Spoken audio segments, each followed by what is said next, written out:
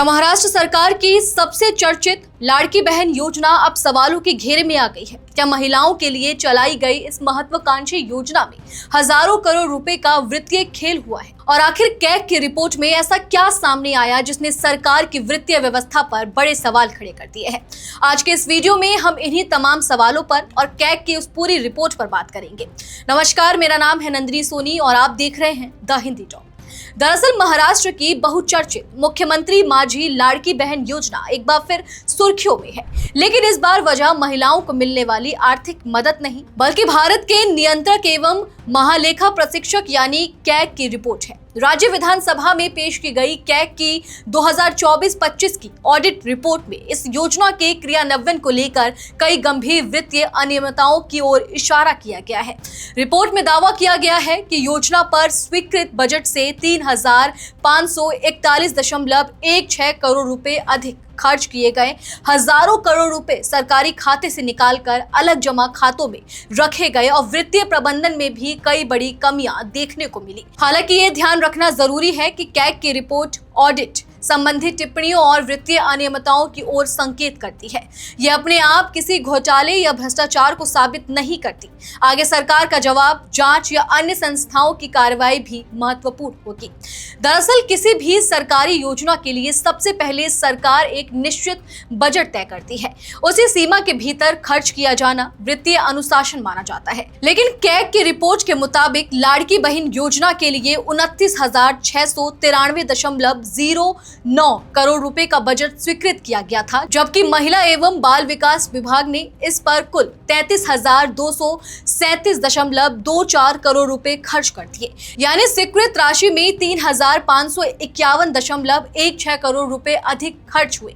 सबसे बड़ी बात यह है कि ऑडिट के दौरान विभाग इस अतिरिक्त खर्च का कोई स्पष्ट और संतोषजनक कारण नहीं बता सका। यही वजह है कि कैग के इस अतिरिक्त खर्च को गंभीर वित्तीय चिंता का विषय माना है। अब सवाल उठता है कि आखिर ये अतिरिक्त पैसा आया कहां से? रिपोर्ट बताती है कि योजना के लिए कुल 29,693.09 करोड़ रुपए की व्यवस्था की गई थी। इसमें 26,200 करोड़ रुपए अनुपूरक प्रावधानों के जरिए उपलब्ध कराए गए, जबकि 3,490.75 करोड़ रुपए लेख लाड़की योजना से पुनः आवंटित किए गए। लेकिन इसके बावजूद खर्च तय सीमा से काफी अधिक हो गया। जब किसी विभाग का खर्च स्वीकृत बजट से बहुत ज्यादा हो जाए और उसका स्पष्ट कारण भी ना बताया जा सके, तो ऑडिट एजेंसियां इसे वित्तीय प्रावधान की कमजोरी मानती हैं। यहीं पर मामला और गंभीर हो जाता है। कैग ने अपनी जांच में पाया कि जनवरी से मार्च 2025 के बीच सरकारी खजाने से 15,586 करोड़ रुपए निकालकर उन्हें वर्चुअल पर्सनल डिपॉजिट अकाउंट में ट्रांसफर कर दिया गया। अब आम लोगों के मन में सवाल उठ सकता है कि आखिर इसमें दिक्कत क्या है।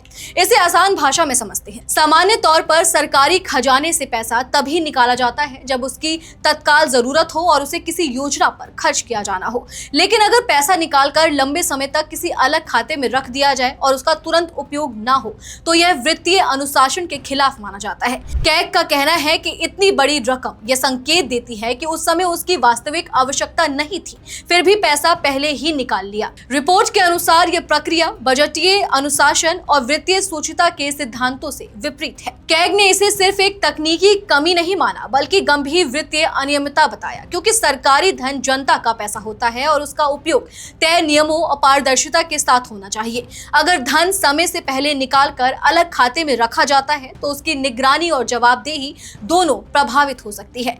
लेकिन कहानी सिर्फ यहीं खत्म नहीं होती। कैग की रिपोर्ट ने महाराष्ट्र सरकार की पूरी वित्तीय व्यवस्था पर भी सवाल उठाए हैं। रिपोर्ट के तीसरे अध्याय में कहा गया कि राज्य सरकार ऑफ बजट आधार यानी कि ऑफ बजट बोरोइंग का लगातार अधिक इस्तेमाल कर रही है। आसान भाषा में कहें तो ये ऐसा कर्ज होता है जो सरकार के मुख्य बजट में सीधे दिखाई नहीं देता, लेकिन उसकी जिम्मेदारी आखिरकार सरकार पर ही होती है। रिपोर्ट के मुताबिक 31 मार्च 2025 तक महाराष्ट्र का ऑफ बजट उधार 28,640 करोड़ रुपए तक पहुंच चुका था। इसके अलावा रिपोर्ट में एक और गंभीर मुद्दा सामने आया। कैग ने बताया कि 40,097 करोड़ रुपए के 12,829 उपयोग प्रमाण पत्र यानी कि यूटिलाइजेशन सर्टिफिकेट्स अभी तक जमा नहीं किए गए हैं। उपयोग प्रमाण पत्र वह दस्तावेज होते हैं जिससे ये साबित किया जाता है कि सरकार द्वारा दिया गया पैसा तय उद्देश्य के लिए ही खर्च किया गया। जब इतने बड़े पैमाने पर यूटिलाइजेशन सर्टिफिकेट्स लंबित हो तो यह स्पष्ट रूप से नहीं कहा जा सकता कि संबंधित धनराशि का उपयोग नियमों के अनुसार हुआ या नहीं।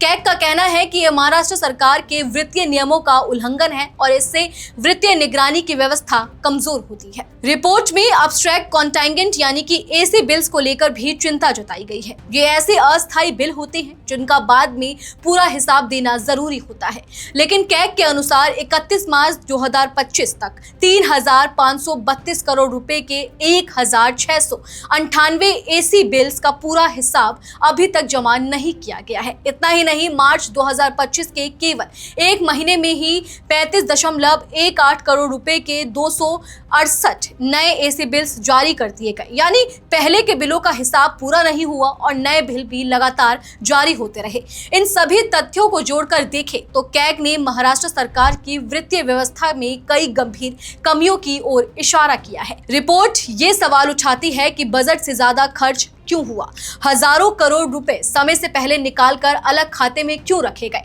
इतने बड़े पैमाने पर उपयोग प्रमाण पत्र और वित्तीय दस्तावेज लंबित क्यों है और क्या सरकारी धन के उपयोग पर पर्याप्त निगरानी रखी गई।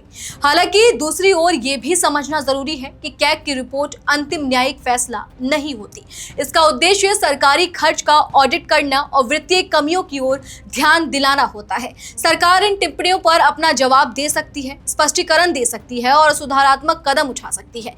यदि किसी मामले में आगे जांच या कानूनी कार्रवाई की जरूरत होगी तो वह संबंधित एजेंसियां और संस्थाएं तय करेंगी। फिलहाल लाड़की बहन योजना को लेकर आई इस रिपोर्ट ने महाराष्ट्र की राजनीति में नई बहस जरूर छेड़ दी है। विपक्ष इसे सरकार की वित्तीय विफलता बता रहा है, जबकि अब सबकी नजर इस बात पर होगी कि सरकार कैग के इन आपत्तियों का क्या जवाब देती है और क्या इन वित्तीय अनियमितताओं को दूर करने के लिए कोई ठोस कदम उठाए जाते हैं, क्योंकि मामला सिर्फ एक योजना का नहीं बल्कि जनता के हजारों करोड़ रुपए और सरकारी वित्तीय पारदर्शिता का भी है।